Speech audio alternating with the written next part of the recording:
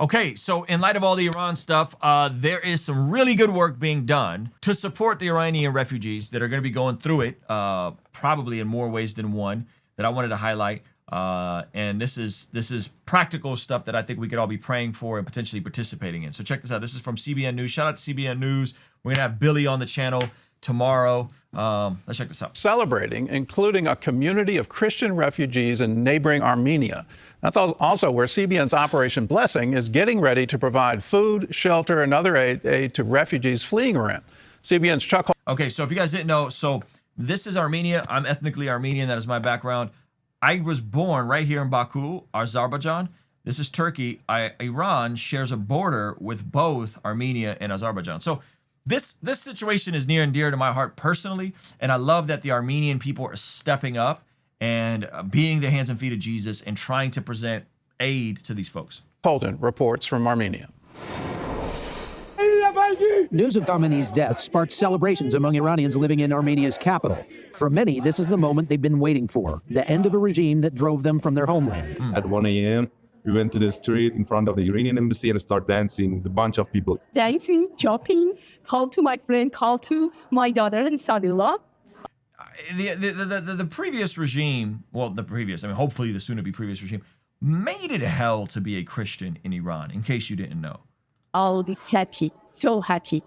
Praise God. Thank you, Jesus. Iranians are allowed to travel to Armenia visa-free. Many of them come here to do all the things that they couldn't do in their own country, drink wine, listen to music, things like that. But many of the Iranians you find here in the streets of Yerevan are actually not here as tourists. They came fleeing the persecution in their own country. Armenia is one of the only escape routes for Iranians. Most neighboring countries have closed their borders to refugees. So I'm down at the Iranian border now. That fence behind me, the other side of that is Iran.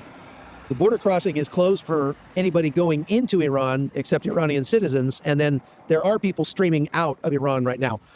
Man, props to Armenia for opening up their borders to our Iranian refugees.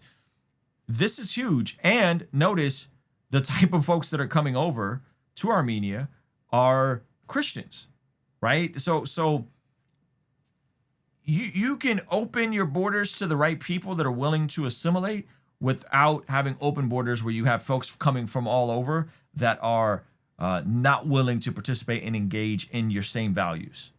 The problem they're having is they come out of they're fleeing and they don't have any real plan. It's about a 7-hour drive from here to the capital, the major city where they're headed. But the only option for them right now is a taxi, and that's extremely expensive. The Iranians can go in and come out, but the people mostly they're coming out. Now, with war escalating, aid organizations are bracing for a new wave seeking safety here. What Operation Blessing does, a fast reaction to these situations, to give them food, to give them medical aid, food packages, hygiene packages. They surprised our Muslim brothers and sisters. They closed their doors, but Christians opened their door.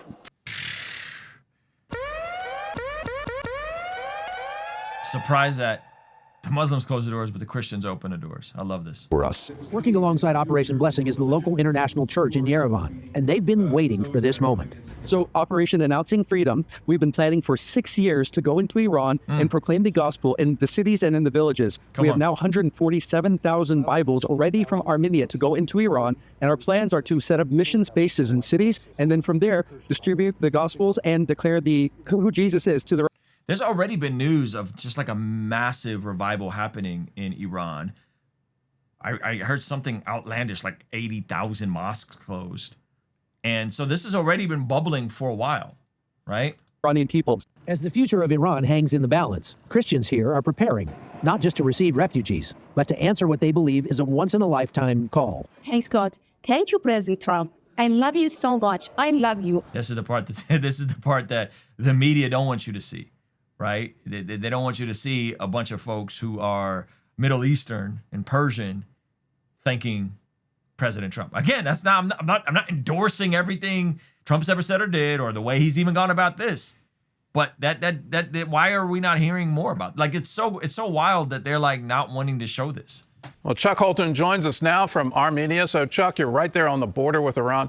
Is there an influx of refugees coming in? I'm hearing reports that the roads are now just one way going north out of Tehran, that people are fleeing the city.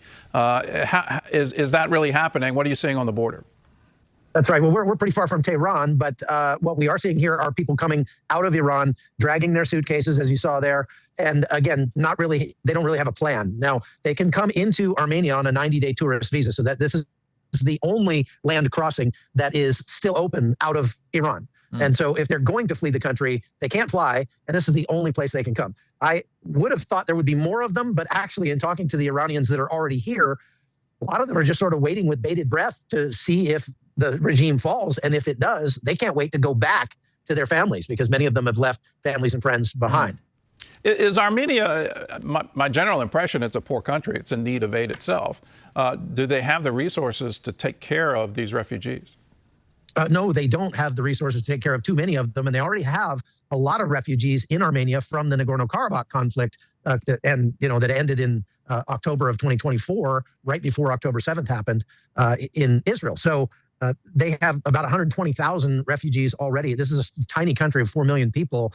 So it means a lot when NGOs come down and pick up that heavy lifting. And that's what Operation Blessing has been planning to do down here. The question is just how much exactly are going to come out? And a lot of that just depends on what happens in the conflict inside there. Now, I want to point out two things before it gets too dark. You see this gigantic mountain behind me. This is 11,000 foot peak. And right about there, there's a place that looks like there's a tunnel going into that mountain. If you see how mountainous and rugged this is what it looks like all throughout the northern part of Iran. And that's why it's difficult to find all these launchers, because they could be in holes in the ground like that. We did see the trail of a missile launch way off in the distance out toward Tabriz just a little while ago. So while there have not been any strikes in this area, we haven't heard any explosions or anything like that. It certainly is likely that there are missiles and who knows what hidden in these mountains. From what you're saying, do the Iranians have the ability to overthrow this government? It's looking like that's the question, right? And that's what they need them to do. That's what both Israel and America is saying. Hey, we need you guys to overthrow and do the final step. We get you 80% of the way there, but we can't do that part for you. That's the tricky part. Clerics are trying to reassert control. The Revolutionary Guard is trying to reassert control or stay in control. Do they have the physical capability to really rise up and change their government?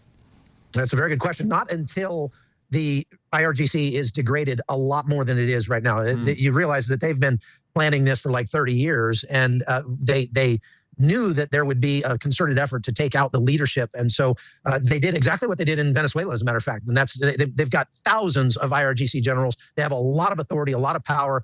And now, because they're not getting a lot of communications from higher, they have a lot of authority and autonomy to do what they need to do. And that's why you're seeing rockets going every direction out of Iran right now. They've attacked like 9 different countries. So taking out those IRGC generals is going to be a much bigger ticket. And I mean, I don't know what the United States and Israel have up their sleeves, but it would be crazy in my mind if they hadn't thought that through before they started this operation. So yeah, I mean, Trump's saying that this is not they haven't even unleashed the full veracity of things yet. So who knows if that's true?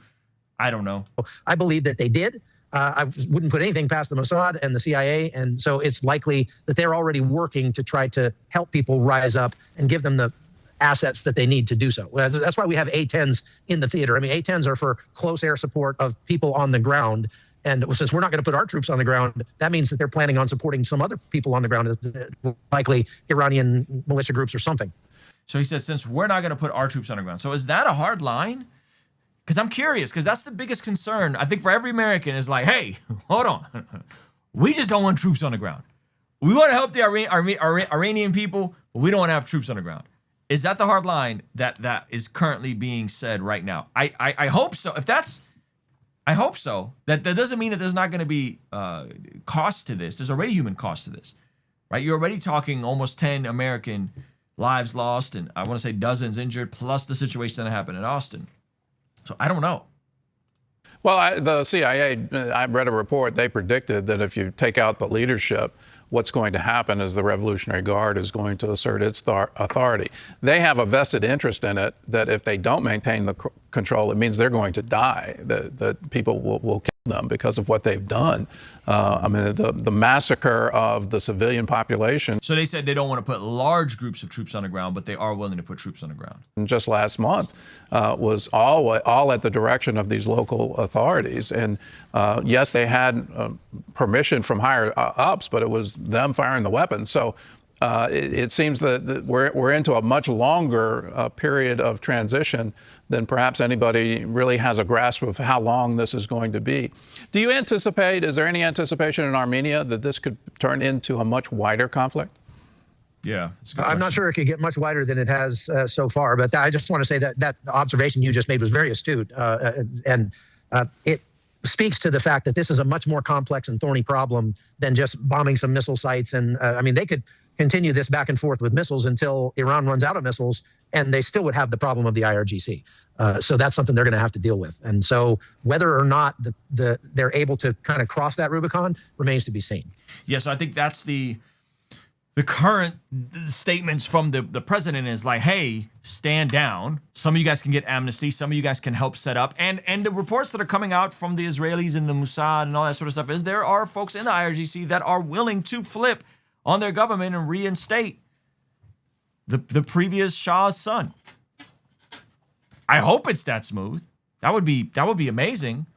Is it going to be that smooth? I don't know. I think time will tell. I think the next couple weeks are going to be insane in terms of what is possible and what's not possible. Of course, Blessed God Summit sold out, but we do have virtual tickets available. Okay, we do have virtual tickets available for $75. You can go to blessedgod.co. You can even bundle it up with some amazing Blessed God from the Summit merch.